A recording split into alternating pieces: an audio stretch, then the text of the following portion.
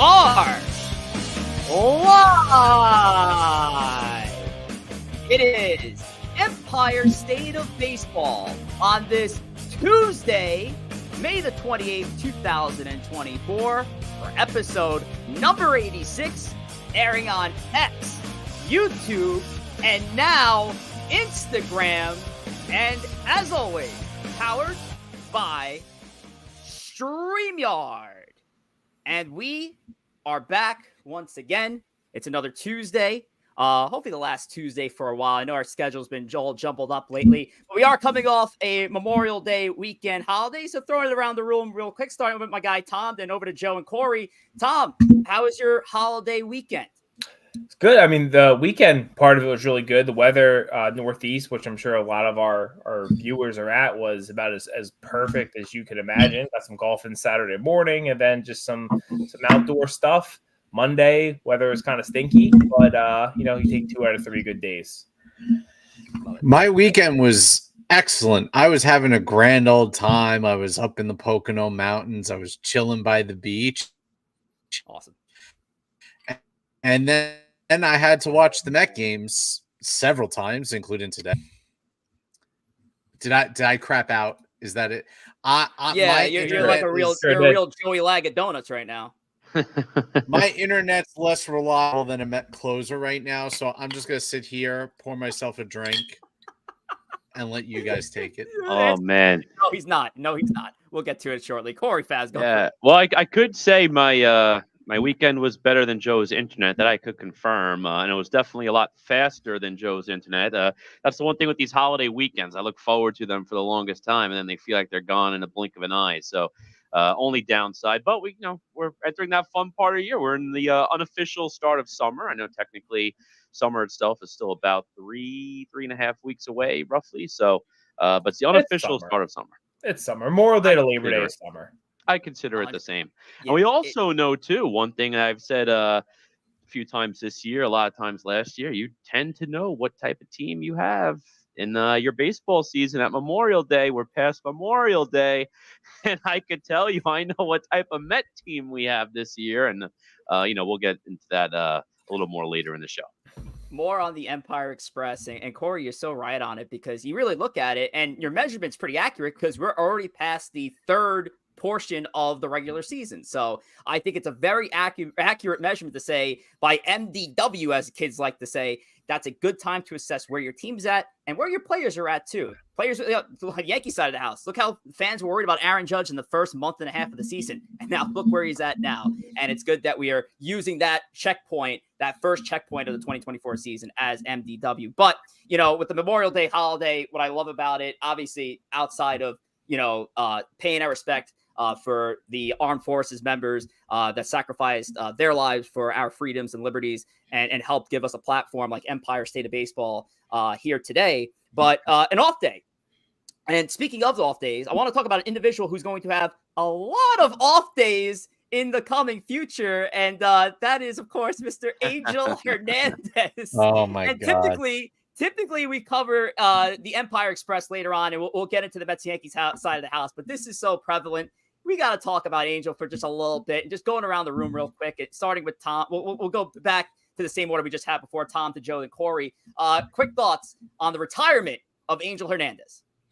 Angel Hernandez stunk, and Angel Hernandez is gone. There are still a lot of old man stinky umpires in baseball that we need to get rid of, and we need to get an automatic strike zone.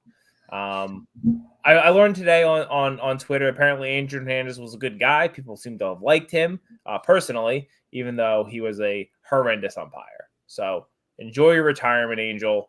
You won't be missed. Listen, umpiring is a thankless job anyway. You can get 99 calls right, but if you get one call wrong in a wrong moment, that's what you're going to be remembered for. Angel is one of those guys where he got about 3/4 of the calls right, and about 25 for every 100 wrong. It's shame that he's going to go down after serving all those years being an umpire, as known as the worst umpire maybe in history. but at the same time, it kind of was warranted. He has some moments where you question whether or not he's even paying attention to the game. So I wish him well in his retirement, but I hope he doesn't our softball games anytime soon. Hell no. Yeah, I have to say, I tell you what, I'm gonna miss Angel, and not because I miss him behind the plate for my team, but I miss just seeing all of the reaction on Twitter, because it seemed like at least once a month a crazy miss regarding Angel Hernandez, and a critical moment was always a hot viral tweet on X. So definitely gonna miss him from that standpoint. But we'll see. He passes the torch now to CB Buckner as the worst umpire in baseball. So I guess a lot of that limelight's going to switch to CB, and we'll see what happens. Laz Diaz would like to have a word with that as well. Yeah, I was about to say, Laz is the bad one himself. There's a few bad This ones is out Joe there West. based on those reports. Yeah, Joe West absolutely. is long retired. Angel and Joe can go hang out. They can go fishing and At least Joe brought a little fun to it. It just seemed like Angel just was like in a miserable mood all the time and just took zero accountability on all the bad calls he made. And listen, credit to Angel. He's a testament that even though you can be absolutely horrible at your job for 30 years, you can still keep it and somehow build a respect among your coworkers. So shout out to Angel Hernandez and best of luck in your retirement. And I hope he does not actually umpire a softball game. I forgot who brought that up. I think that was Joe. That kind of just scared me a little bit for Sundays. Let's move forward to what I like to do, and that's shout out our chat. And is Joe frozen? I think Joe's frozen.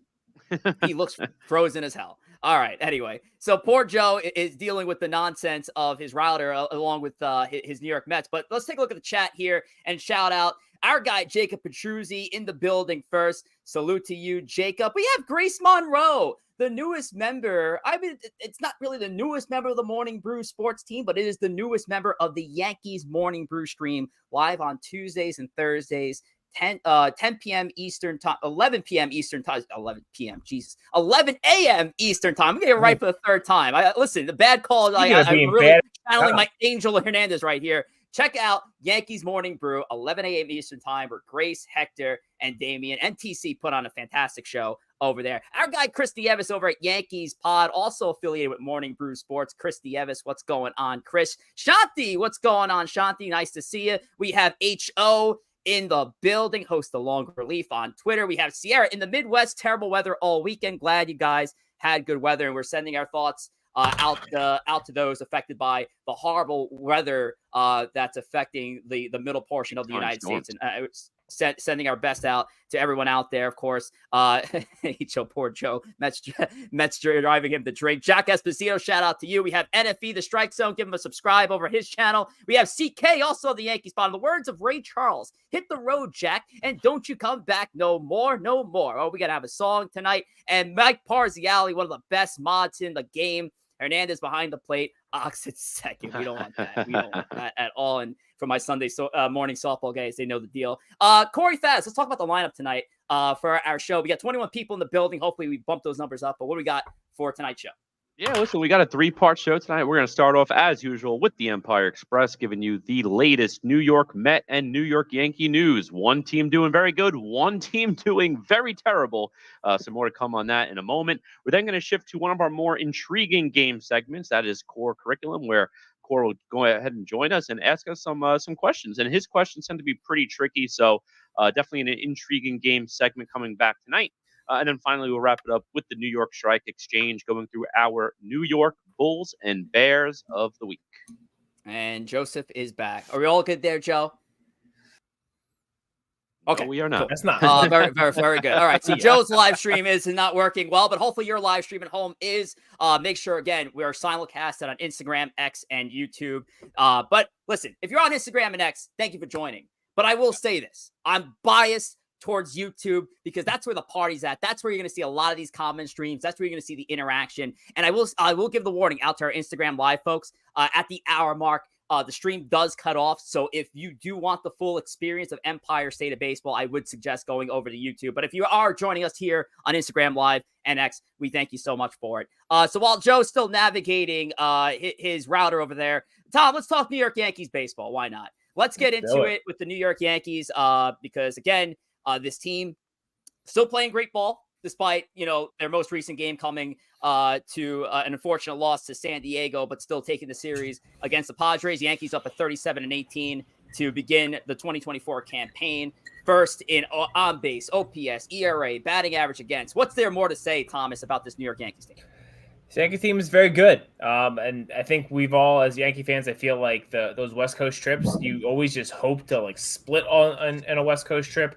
And they've won the series in San Diego. They're going to Anaheim now. Angels stink. So we'll see how that goes. Hopefully they can take 3 out. I think it's a 4-game set with Anaheim. Maybe I'm wrong. They didn't play yesterday. So probably a 3-game set. Whatever. Win that series. Because the Angels stink, or sweep them. Whatever. Yankees are good. The Judge. We know there's a lot of people that were concerned with the beginning of the year, which I kind of want to address that to Yankees Twitter.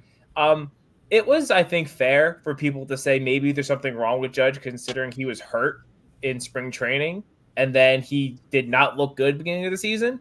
Now, if you were saying he should be demoted, then you're an idiot. But it was reasonable to say there might be something wrong with him. Clearly, he worked through it, and now he's probably the favorite to win MVP again, which is pretty wild considering those first 3 weeks of the season. He has been on an absolute tear, just destroying baseballs. That guy Juan Soto's pretty good. It's pretty cool to have him there, and the pitching's been phenomenal. They're giving quality start after quality start, which is helping out the bullpen that has had their ups and downs. So if you're getting 6 innings, no runs, 1 run out of your starters with this offense, then the bullpen can just kind of hold it together. You have a recipe for a lot of wins, or stacking wins on top of wins on top of wins right now. 100%. In this moment, you see pictured right there to your right with Stanton dapping up Judge after that home run. I would have to say offensively was probably the best inning I've seen all year when Soto, Judge, and Stanton all went deep in the same inning for a New York Yankees team. Verdugo hit into the wall in between all that. Yeah, I mean, you talk about that mix of power, but as I mentioned in the previous week, it's not just what they're showcasing from the power side of the house and on offense. It's the pitching. You're still tops in ERA in the American League. And if I'm not mistaken, that 2.77 is also across Major League Baseball right now. The Yankees, what they're getting out of their 5-man rotation without Gerrit Cole has been incredible. I know we're going to have more on the Yankees pitching later on, so I won't drag it out too much. But I will touch on one more piece when it comes to the New York Yankees, and that's a player that's returning to this offensive core. And that's DJ LeMahieu. DJ LeMahieu was, announced over the weekend that he was going to make his return for tonight's game against the Los Angeles Angels of Anaheim. Also was noted that he wasn't going to be assuming the leadoff spot as Anthony Volpe will resume up there, and actually revealed earlier today, and this was confirmed by the Yankees, of the lineup for tonight's game. And DJ is hitting 9th. And now, Joe, Corey, on the other side of the house here, do you think that is a spot that DJ should be worked out of in the 9th spot? This is a guy who was predominantly the Yankees' one hitter for the most part of his Yankees career. Is the 9th spot the right spot for DJ? Go ahead.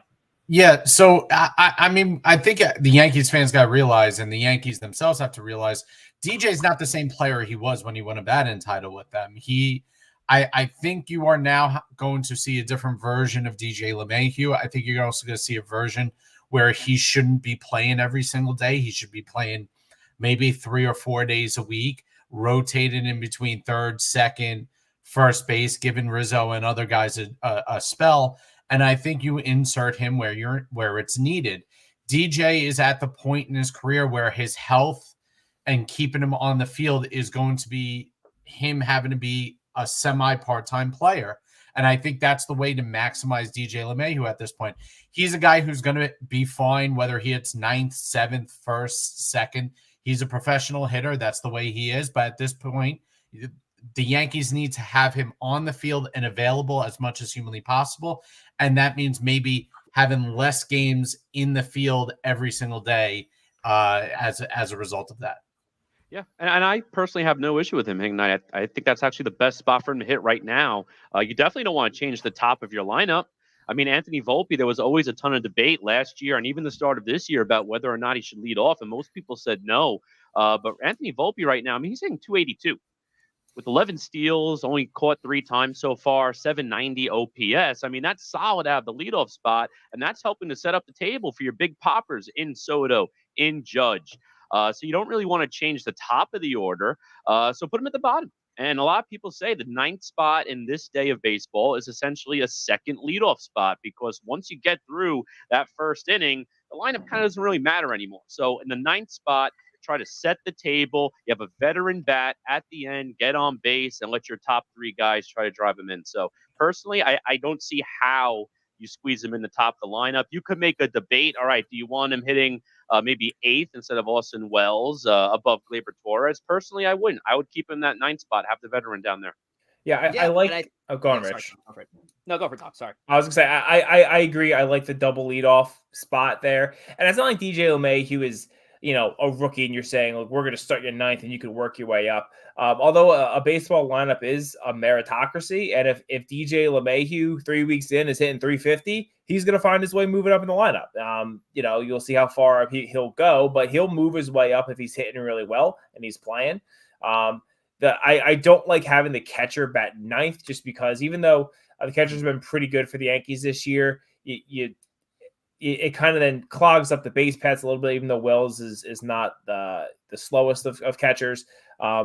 I think in a perfect world, you would love Volpe to be 9 and DJ to lead off if things could ever work out that way, because it would let Volpe steal more bases. The problem that we're seeing with Volpe right now is you're not going to let him steal in front of Soto because you don't want to risk him off the base pass.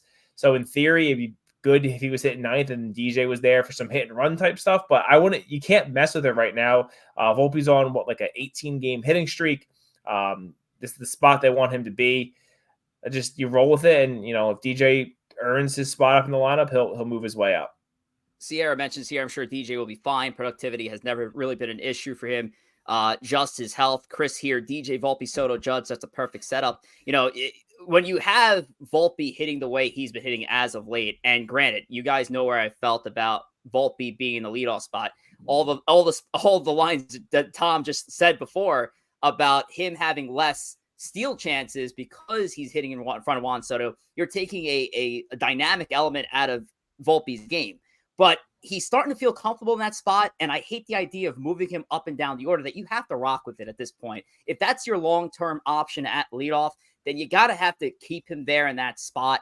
I don't know if you're going to get anywhere close to the DJ LeMahieu that we remember from those 2019-2020 seasons. So what LeMahieu needs to be for this team is a role player in the middle to bottom part of that order. I think right now in the 9 spot, LeMahieu's going to see a lot of good pitches to hit, knowing that, hey, a pitcher, what awaits a pitcher is that 3-headed monster at the top of the order right now. So we'll see how DJ works into it and adjusts on his return to the Yankees starting tonight in Anaheim. Shout out to Ghost in the chat. What's going on, Ghost? And Damian Serrano, both Ghost and Damian Serrano affiliated with Morning Brew Sports now on the Yankees pregame and postgame shows on X Spaces. So shout out to both Ghost and Damian, and my guy Hitman, co-host of Boogie Nights. What's going on, Hitman? All righty, we're going to turn it over to the other side of the house. Let's talk about the New York Metropolitans. Joe? I want to preface. We're not going to talk about the Mets. Joe's going to yell about the Mets for about the next 3 minutes. Joe, after 3 minutes, I'm going to cut you off. Just going to warn you. I think just for your health, it'd be good that you don't yell for that long. So I'm going to start a timer. Listen, I can't with this team anymore. This team, and it's not even like we're getting blown out of the building. It's not like we're the Marlins. It's not like we're the Rockies. It's not like we're the A's or the White Sox where we're getting torched every night. We lost 7 effing games in the last 14 days with the lead. Can we find somebody to close a game? I don't care who it is. I don't care. Find somebody. I know we've had bad luck with Brooks Raley. I know we've had bad luck with Drew Smith going down. Nobody. Ottavino comes in. He's throwing frisbees up there. He gave up. Don't disperse frisbees that way. I take offense to that. He gave up a bunt single to a guy batting under 100. Oh no, under 100. This is what we're dealing with here. And listen, the core isn't good enough. The core isn't good enough. Listen, Lindor, he was our number 2 second baseman in our rankings this year. He's not good enough. He's not good enough. He's paid $341 million. He's not good enough. Is he going to hit 325 over the course of August and make his stats look decent enough to put him as a top shortstop? Absolutely. That's how he does it. But when you're 15 games out in August, no one's going to give a shit. No one. We need to blow it up. Back up the truck. Back up the bus. Run the fucking guy in the booth handing out programs over if you have to, and ship some of these guys to the Ukraine, to Gaza, to wherever the hell you I don't think we need to get them off this goddamn team and out of this goddamn city. I'm over it. I can't watch another game with these. You got about a minute left in this organization. It's absurd. It's absurd. Nimmo, I love Nimmo. He's a good player. He's not a great player. McNeil is going to be back in groceries next year. Alonso can hit 50 home runs. He disappears for the rest of the time. The core isn't good enough. There are no stars on this team, and the stars that they claim to be aren't good enough. That's the bottom line. Corey Favs, go. Well, it's hard to follow up that one, but listen, I do agree with Joe. There has to be some change. The problem is right now it's a little too early in the calendar year. Right? It's May 28th. Again, I don't think the Mets are a playoff team by any means. Even if they have a really hot August and September, they're not going to make the playoffs. They're probably not even going to be a 500 team. Maybe to get close if they go on a run.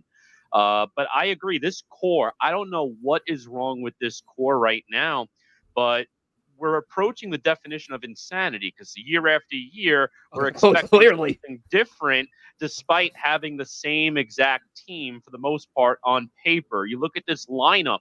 This is a core that for the most part has been in place from 2021 if you include Lindor, but outside of Lindor, you take Nimmo, you take Alonso, you take McNeil. For the most part, these guys have been playing together since about 2018, 2019. Yeah. This core's been together a while. How many playoff series has this core won in that 6-year stretch while they were together? The answer is 0. Well, they made the playoffs once, and they didn't even win that wild card series versus the Padres. And we all know those don't count. Yeah, and those don't even count. So you made the quote-unquote playoffs, but in 6 years with this core, you haven't won anything. I think we're approaching the point where you really have to consider blowing it up. And we're going to have to wait until we get closer to the deadline. That's when the values of these players tends to get better. You have teams more aggressive, more willing to make a deal. But if you look at that core of 4 players, there's 2 of them who you're basically not getting rid of just because of the contracts alone. Lindor and Nimmo are not going anywhere. These guys are going to be part of your team.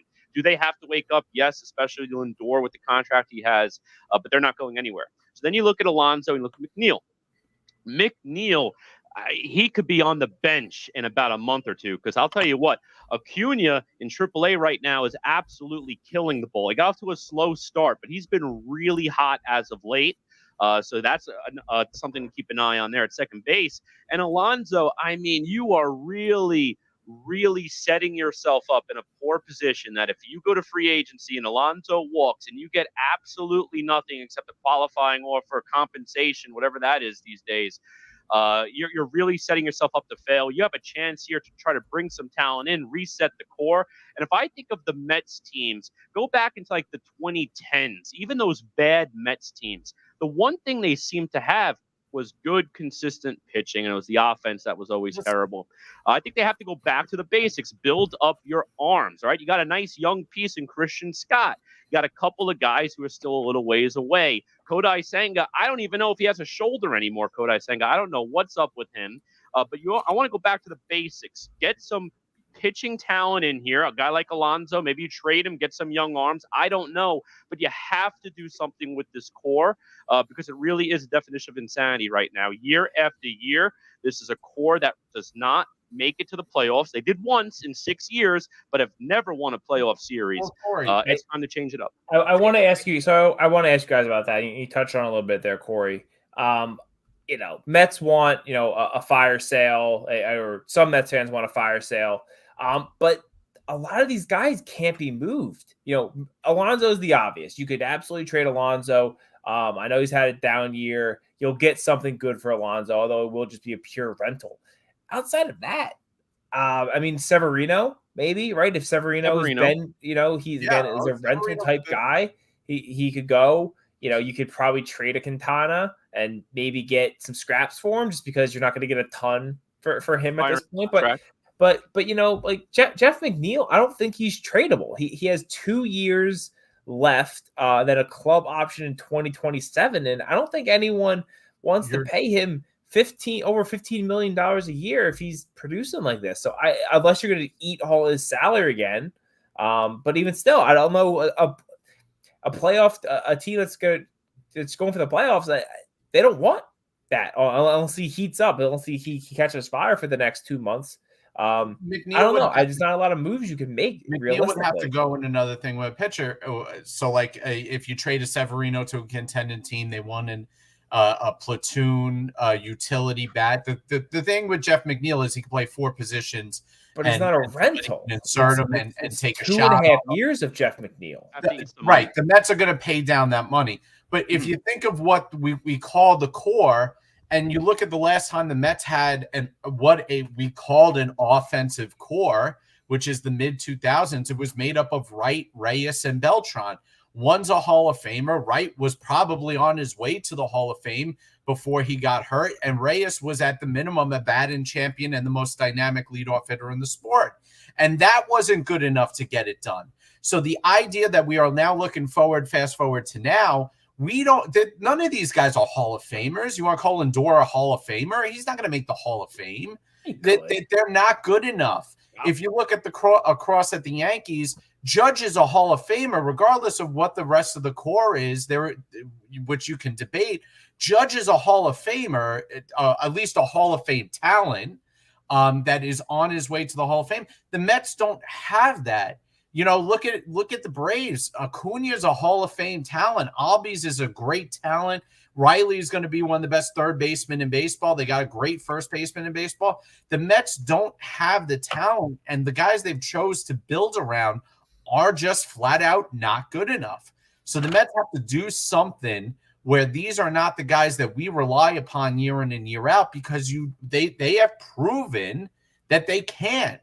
So I don't want to trade Alonso at all, but at the same time, we have to do something drastic, and McNeil's definitely going to be the odd man out at this rate. The question is, what else can we do to bring a piece in here that looks like they can be part of the future? Right now, Jet Williams and Drew Gilbert are hurt. We have no idea what they're going to be, what they're going to do. Mm-hmm. We can't even project him at this point. Acuna started out slow. He's looking like he's a part of the solution, not the problem, coming in now after the last few weeks. After that, Mauricio's hurt. What else is there? So we need a piece from somewhere, whether it's for Severino, whether it's for Alonso, whether it's Severino's not going to get you a big piece. Alonso's the only one that's going to get you an actual. I mean, it's going to be something. Some team will take a serviceable back end starter. It's not. Yeah. Severino's going to get you a lottery ticket. Severino's going to get you a 19-year-old. Well, here's the thing. It depends. If Severino is at mid-year this year, pitching the way he's pitching, a playoff contender that needs a starter is going to give you something of value for. I mean, Tom, and think about I just want to cut in here. Think about it this way. On the Yankee side of the house a couple years ago, the Yankees ended up getting Clayton Beater for Joey Gallo. And I tell you right now, when it comes to midseason deals, there's more stock in grabbing a starting pitcher that was once an ace and add him to the back end of your rotation than adding freaking Joey Gallo to your team. And the Yankees added Clayton Beater. Joey Gallo at the time was considered to be a good player, though. Severino is having a good season, but he has had a very checkered past recently with a ton of injury stuff. And he's been, as Joe who used to remind you and I constantly, a bad pitcher in the playoffs. So I just don't think you're going to get a king. You're going to get a lottery ticket, 19-year-old Abe, which could turn into something. Alonso is the guy you probably could turn into. That's the big one. It could be part of that next core of Mets, which I think it looks like that's going to be the way it's going to go, unless the Mets really turn this around. We'll see. And JD Martinez, that's another potential piece, but we'll see. But you'll see Alonso is definitely the holy grail when it comes to trade bait on the Mets. JD Martinez might have as much value as Alonso, frankly, if he's hitting. I got to turn it to the chat here. Our guy Hector over at Blunt Thoughts. Thanks for the follow and subscribe, Hector. He says the thing to me when people talk about guys that having no value in trades, if they were playing at a level that was considered valuable, then you wouldn't want to trade them because the thing would be better. So Hector also does amazing work ranting about the New York Mets on a daily basis, just like our buddy Joe here. Joe and Hector would get along just well. So give Hector a follow over on X. He does a great job. And just shout out a couple more chats here. Our guy Matt Chooch himself reacting to Joe's insane rant, and as does James Connors here. Rich needs a shield. I got one. I didn't have a helmet, but I had those old school little pots. Yeah, I got a strainer here to protect myself. Christy Evans, let's go Rangers, as the Rangers are getting kicked off with game 4 of the Eastern Conference semifinals. And then I also have Nithin Ramatandra, and I do want to send my thoughts and condolences to Nithin, who did lose, who unfortunately his grandfather did pass away over the Memorial Day holiday. So my thoughts and prayers to Nithin, who's been such a great supporter of our show and so many shows on in the community. So chat, everybody, send your love and thoughts over to Nithin. Losing a grandparent is never easy, and we're thinking about you, bud. All right, we'll shout out his event. He's having Pedro Martinez and Jose Quintana June 15th and July 18th at the Woodbridge Brewing Company. So if you want to meet Pedro or Jose Quintana, who may or may not be on the Mets, Jose Quintana, that event may or may not have to be canceled if he is shipped out to Chicago or something along those sorts. I know it's an offline conversation, but gentlemen, we do have to assemble for a Woodbridge Brewing Company. 100%. We'll have to figure out one. They do so many great things over there, and give them a follow. Sheffield one too would be cool. On social. Yeah, Gary Sheffield has got one coming up, the Met Yankees. So maybe one of those former Met Yankees would be a great one for us to jump in on. So with that said, we're going to turn things over to Mr. Thomas to talk about Roback before we get into Khore Kurriculum. So Tom, take it away. Let's do it. Roback, you guys have heard me talk about it a lot. And you see the hat. This is this year's Father's Day hat. And you know what dads like? As a dad, I can confirm this. We like comfortable clothes. We love polos. Dads love polos. Get your dad a Roback polo for this Father's Day coming up. Again, they have tons of different designs. If you're getting something for your dad, maybe he doesn't like a lot of things going on. There's a lot going on in this polo right here, but they got some beautiful solids, some stripes, maybe some more like normal or quote, conservative kind of designs going on. Or maybe your dad's a wild guy and he likes, he wants a bunch of beers and he wants hot dogs and that kind of stuff on his polo. Pick him up that. If he's not into that, listen. Again, Q-zips, hoodies. They have really comfortable T-shirts, long sleeve shirts. And listen, pick something up for yourself as well. Maybe a little combo. Get your dad a polo. Get yourself a new bathing suit. Roback came out with some new bathing suits for the summer as we head into the summer. Roback.com. Use promo code TWASPL15 to get yourself 15% off of your first order as long as you haven't used that email with them before. Again, Roback.com. A lot of USA stuff still coming out, and I know that's always popular in the summer. I got to get a USA one here, and check them out.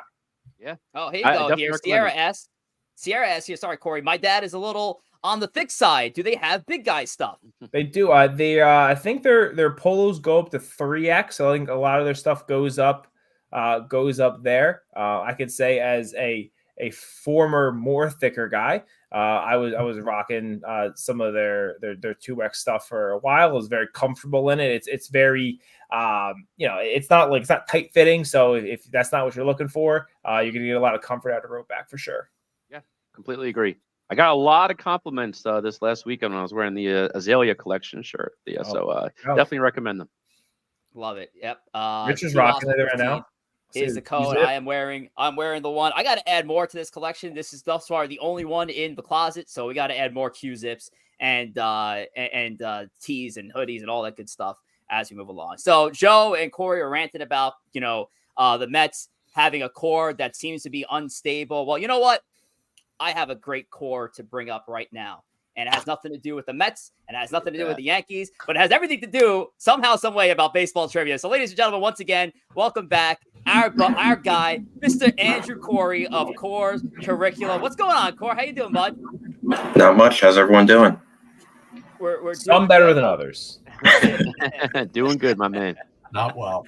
That is for sure. That is for sure. Mets are currently losing 2-0. Just thanks. Just rubbing it in there. Khore, thanks for hopping in. Hopefully you had a great holiday weekend. Before we get into the questions, I always like to pick your brain. Anything about the conversation we had earlier between Angel Hernandez, the Yankees, Mets? Any thoughts that you wanted to throw out before we get into the questions?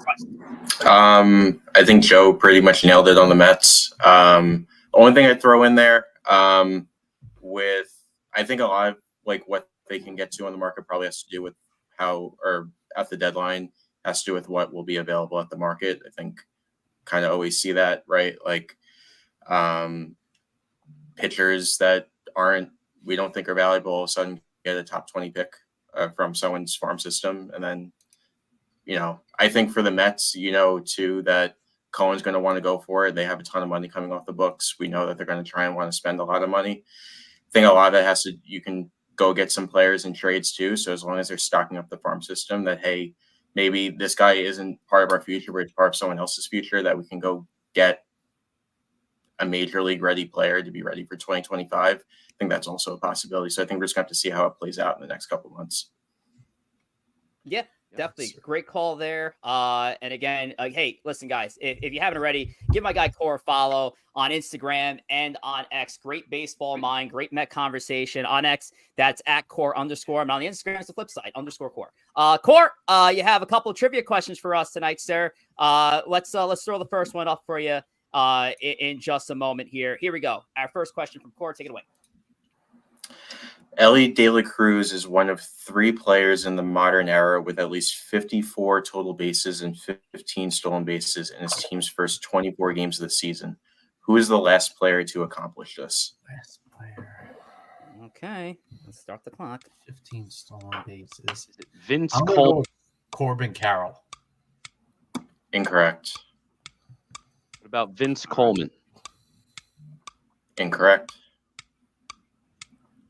Ricky Henderson. Incorrect. This guy had a long long 16-year career. Sorry? That was going to be my guess, but I'm happy Khore took that bullet for me. Let's letting the Mets boys just strike out as, tradition. Oh. 4-time All-Star, 16-year career. Mm-hmm. Gary Omar Vizquel. Incorrect. Is it Jose Reyes? It is Jose Reyes. Yeah. Oh, there you go. How many guesses did Joe have there? Do we have a count? No, Joe is good. Joe is good. He only had 1 K in that one. So Joe gets that correctly. Can we take down the damn trivia? All right, there we go. So yeah, Joe with the correct answer there. Jose Reyes. So what year did he accomplish that, Khore, if you have that info?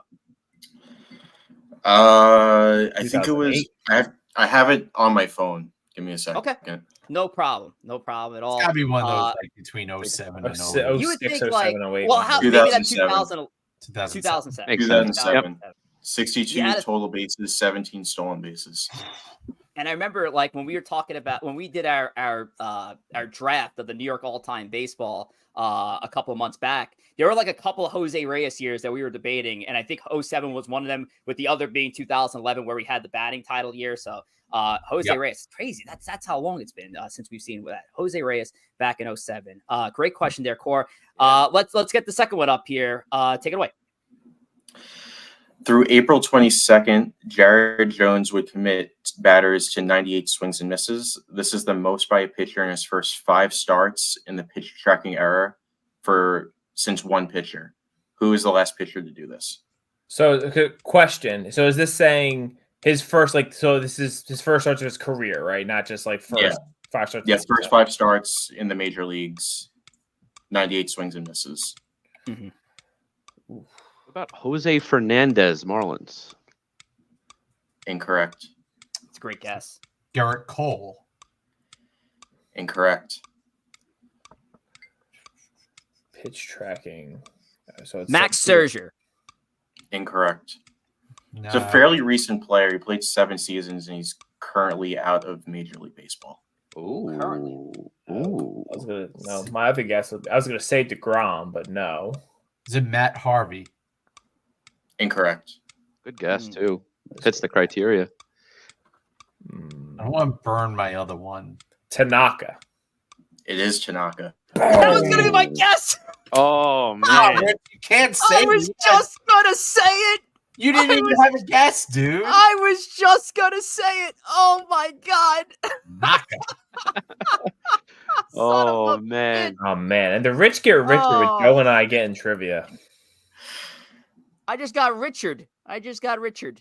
Oh no, Joe and I got richer. We got the questions. You sat on your thumbs. Oh my god. No correct guesses in the chat. Strider good guess here. Jabba, Kerry Woods. Oh boy.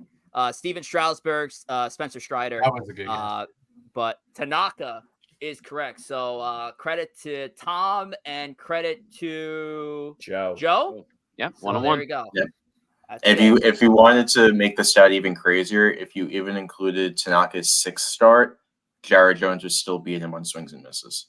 Wow. Through 5. So that's how great of a start he got off to, or he's been off to. He's been off to an unbelievable start in the National League. I mean, you got to talk like real quick. That Pittsburgh Pirates rotation for the next few years, when you have Skeens, Jared Jones, and hopefully a more righted Mitch Keller, you're talking about a pretty damn good rotation out of the National League. Nice Central. 4-round pitching, man. I miss it. Yeah. I miss it with the 100%. Mets, man. I miss that pitching core. I'll tell you what, me and Chooch are loving that Jared Jones rookie draft pick, too. Again, pitching core. This is the perfect segue. I have some futures on him for rookie of the year, so I'm with you, Corey. Nice. There you go. Awesome. Core, thank you so much for joining us once again. We'll see you in about a month. So hopefully you're enjoying these first few days of summer. Well, unofficial start to summer. And we'll catch up with you, man. Sounds good. See you guys. All righty. Yep, Take care, bud. Mr. Andrew Corey. Make sure to give him a follow on his Instagram and X as well. Core _ on X _ core on Instagram. All right, let's toss it over now to Joe to touch more on Instagram. All right, you can follow Empire State of Baseball at Empire State of Baseball on Instagram. You can also follow Corey at Corey Favs, myself at JR Pugs, Rich at Rich J Rivera, and Tom at T Wospil, all on Instagram for our archived graphics, segments, trivia questions, preview polls, and reels as well. You can also now follow us live on Instagram and view the show live on Instagram. So make sure that you check us out there, give us a follow, and keep up with our content. And checking in on Instagram real quick, because I do have it live up here on my dashboard. Our good buddy here, PJF44, that's our guy Pete Ferrara, goes, Joe, didn't you say Phillies were going to be great this season? Good times. So shout out to Pete. Joe, do you got a response to Pete? Oh man, if you guys want a pessimistic Met fan, follow Pete.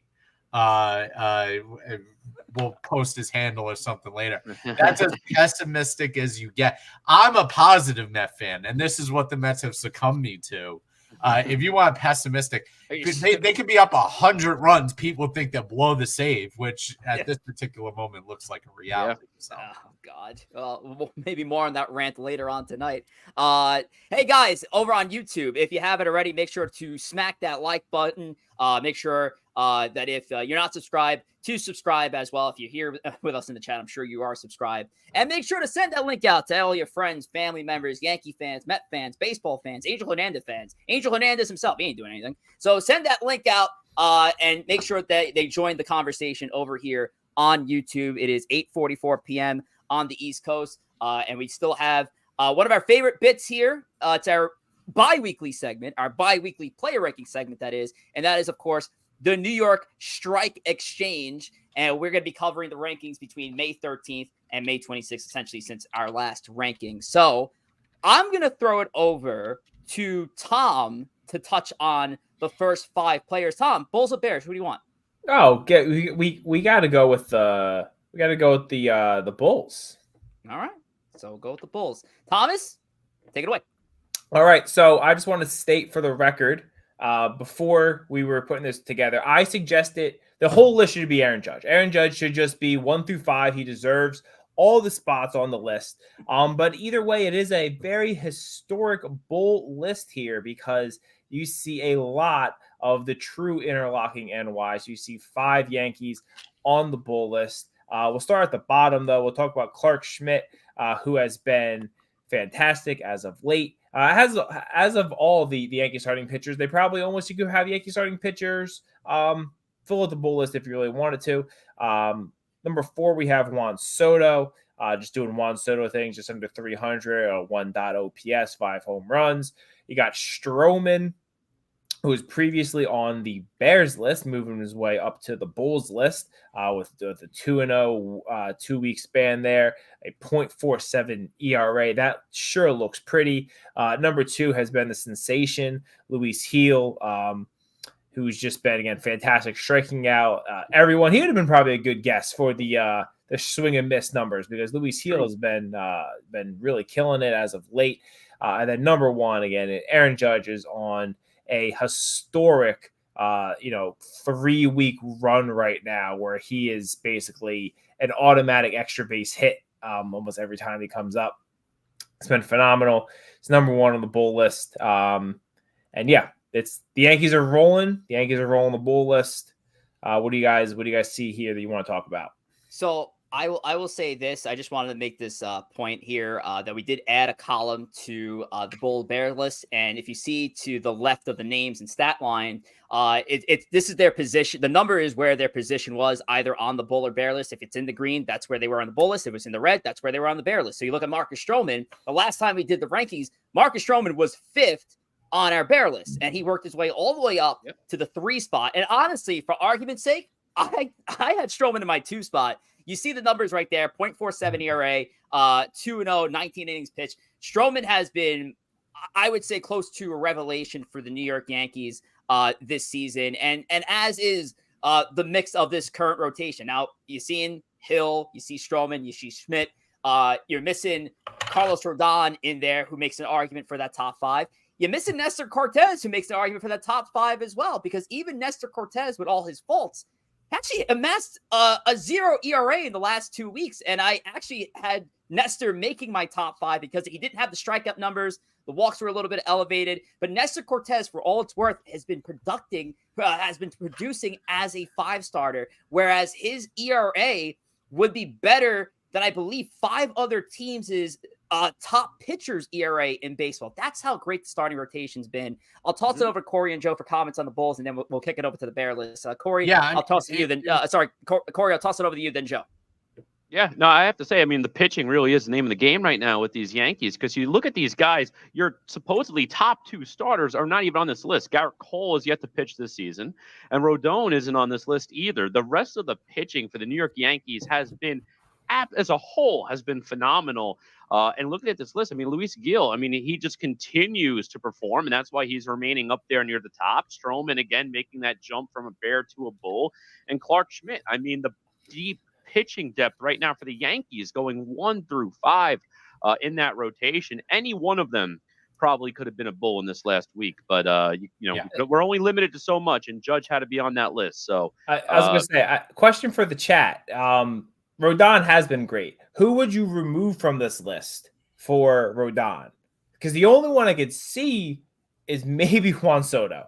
I mean, Clark Schmidt in that time has the same amount of innings pitched. He has more strikeouts and a better ERA in that time. Rodon's is in any other 2-week span would be on this list. It could maybe be top of this list. But if you look at the numbers, Gil, Stroman, and Schmidt have been better than him. So again, maybe you want to remove Juan Soto, but he's the only one that you could think of removing for. And again, in this time frame, in this May 13th, 2026 time frame, Nestor Cortez has a 0 ERA. He didn't even make the top 5. Yep. Joe, go ahead. Yeah, I didn't have Soto on my list just because from where Soto was to start the year, I mean, Soto's just doing what he does. It's not, you don't expect anything more. I usually put guys who I reward for going above and beyond what you expect from them. So I had Cortez on this list. I had Rodon 6 and Juan Soto 7. Just just as a thing. Actually, I had Mark Vientos. I'll give him a shout out as a guy who didn't make the list. He had a good week and a half since he's been recalled. But yeah, I mean, we're splitting hairs here. At the end of the day, Clark Schmidt's underlying numbers, he's given up a few less hits, a few less base runners overall than Rodon. But you're splitting hairs here. So it is what it is. It's not a knock for Rodon to not make this list this week. He's right there with these guys. Couple comments I want to get to, and then I'm going to kick it over to Corey to reveal the bear list here. Sierra, biggest Clark Schmidt and Marcus Stroman supporter. Look at my guy Schmidt and Schro. Hashtag Clarkus. I'm so proud of you. Again, as Joe and Tom kind of mentioned before, Rodon disrespect, but again, it was so tough to get Rodon into this list. This top 5 was one of the toughest, and the fact that again it stayed within one team was crazy. Hector on the Mets side of the house, the difference between Mets and Yankees. A guy like Stroman goes there, falls in line, and is a model citizen. Meanwhile, when he was on the Mets, he turned the clubhouse against the fans. Says Hector over at that wasn't all him. He did. In all fairness, he never turned the clubhouse against the fans. That was Javi Baez and Lindor. My problem with Stroman was the extracurriculars when he was a Met. It was always somebody else and answering somebody else. So Stroman, it's a different issue. It wasn't a toxic clubhouse environment. It's Stroman as an individual sometimes just didn't focus on pitching. To his credit, and when things are going good, he is a good to borderline great pitcher when things are going well, and he's taking that ball every 5th day. We know he can perform. It's keeping all the other noise out with him that he has to do over extended period of time, and so far he's been doing that. So shout out to my guy Joey Bag Donuts. Come on, everyone, smash the like button. Listen to the man, Joey Bag of Donuts, host of the Morning Drive, live every morning. I think he starts his space at like 5 a.m. guys. It's crazy. He goes like from 5 to 12, and then he does like another one from like 3 to 5. Like these guys are all day with this stuff, man. Shout out to Joey Bag of Donuts and JR Yankee. Good clubhouse, make good citizens. All right, let's go to the bear list. Corey Favs, take it away. Yeah, well, listen, we got our bear list for the week, and opposite of the last one, this one is dominated by New York Metropolitans. One Yankee does make the list, but dominated by New York Mets. At the very bottom, you have the $300 million man in Francisco Lindor. Nice 196 average, 11 of the last 56. OPS of 542. That is dreadful for a $300 million player. Brett Beatty, again, this is a guy who started off the year hot. He was a bull in our very first Bulls and Bears segment that we did at the beginning of the season, but he has been ice cold. We're seeing Mark Vientos getting a lot more playing time, pretty much a straight platoon. So as Joe mentioned, Vientos is the hotter hand right now of the younger third baseman. Adrian Hauser, I mean, he has been he might take the crown for most appearances on the bear list this season. I mean, he has been so dreadful that he's approaching straight DFA or cut candidate. We praised that trade when they made it. It was like, oh, it's a great itching depth trade, 5th starter, long reliever. You need a swing man. He has been absolutely useless for the Mets. Austin Wells is the one Yankee to make the team. And again, listen, when that team is playing as good as it gets, you have a guy hitting 200, one guy at the bottom of the order. So what? It doesn't matter. The rest of the team is playing so great, and got to give him some credit, I guess, for the pitching doing that good, catching them behind the plate. And then number one, I mean, Edwin Diaz. What has happened to you? What a dreadful month or so it's been for Mr. Edwin Diaz. He's had 3 blown saves in just the last couple of weeks. Look at that ERA. 8 earned runs, 1662. Forget about the trumpets. We're only playing taps. We're not playing Timmy Trumpet right now. It has been absolutely terrible for Mr. Edwin Diaz. And they could have used him today. They could have used prime Edwin Diaz versus the Dodgers because Ottavino came in and blew the game. Ottavino is another guy I had on my Bears list because he's been god-awful too. But really, Edwin Diaz summarizes the Mets bullpen right now. So I was going to say, this last 2 weeks, has Judge been better or has Edwin Diaz been worse? What is more extreme? Because I think that is quite a debate. I would say Edwin Diaz has been worse just because you have high expectations of both. I mean, relievers are fickle as it is. Edwin Diaz has been awful. There's no doubt. But Judge is at. I mean, how many home runs has he hit in the month of May? I mean, I think he's up to 12 or something like that. That's a historic level of production. It's close, but I'd probably lean towards Judge. Listen, the Mets aren't in a bad way right now. At the end of the day, a lot of these guys. I'll focus in on Brett Beatty. Brett Beatty is supposed to be the third baseman of this future of the future for the Mets. That's what they envisioned in him. He started off hot. His bat has slumped as of late. I give him a lot of credit. He's become not only a good fielder, he's become an above average field and third baseman, which is why he's continuing to get looks there. But the bat has to come around at some point in time. Adrian Hauser's a glorified swing man. He's never supposed to be in this rotation. David Peterson's coming up now and starting the game tomorrow. So at this point, Hauser to me is either going to end up in the bullpen or end up on the waiver wire. Poor Austin Wells catching strays here. Poor Austin Wells among a sea of orange here, as our buddy James Connors calls out. That's a lot of orange. And shout out to our guy Future, who's not in the chat right now, who's a huge Austin Wells fan. Because yes, Future would hate this list right now. The lone Yankee is freaking Austin Wells, and I tell you what. Austin. That's a whole other conversation for another time. I know, listen, you look at the Baseball Savant page, Austin Wells is probably the most unluckiest player in baseball. He's hitting a lot of hard line drives, but unfortunately, hard line drives don't translate to the stat page. And Jose Trevino is doing wonders right now, looking like that all-star Trevino we saw from 2022.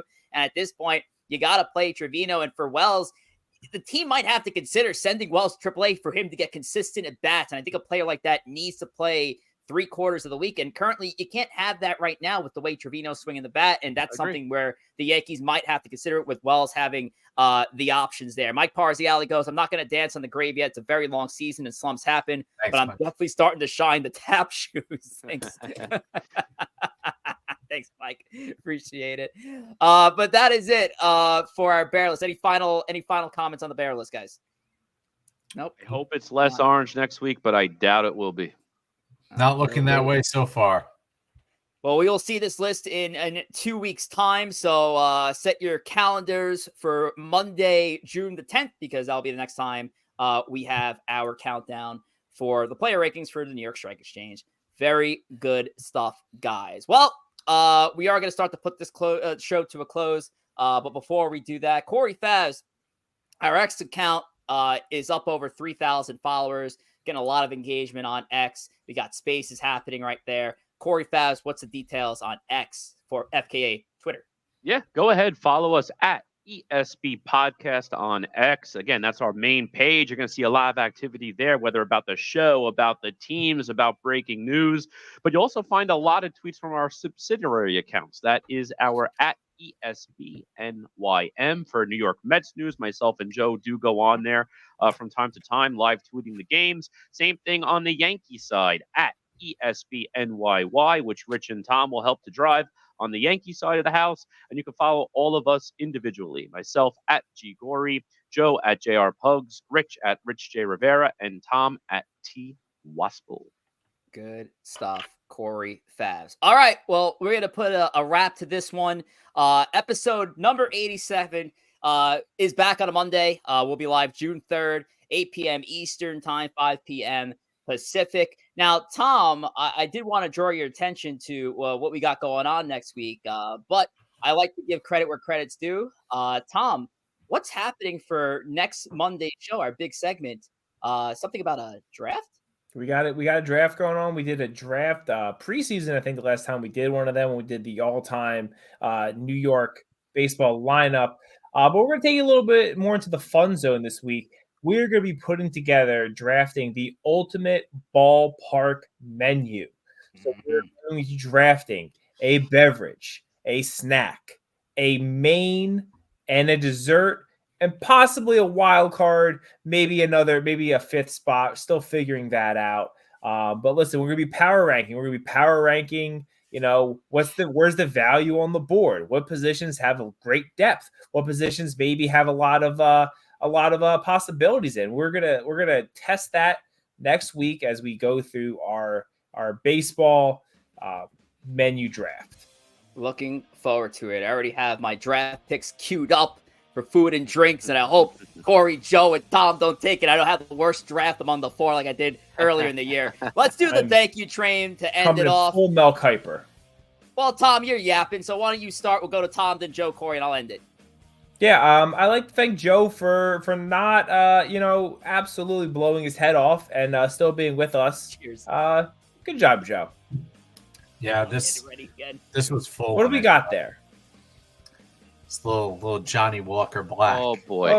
Oh my God. It was full. My wife just walked into a shit show. New York Mets baseball, everybody, right there in the bottom right-hand corner of your screen. Corey Favs. Yeah. No, listen, I already drink my beer, but I'm definitely not going to the hard stuff just yet. But I want to thank everyone. I want to thank the people on Instagram following us there for the first time. Yeah. So thank you to those who tuned in. We'll see you here next week. Hope you guys enjoyed the holiday weekend. We'll see you next Monday for another edition of Empire State of Baseball. We'll see you there. Thank Take care. That hurt.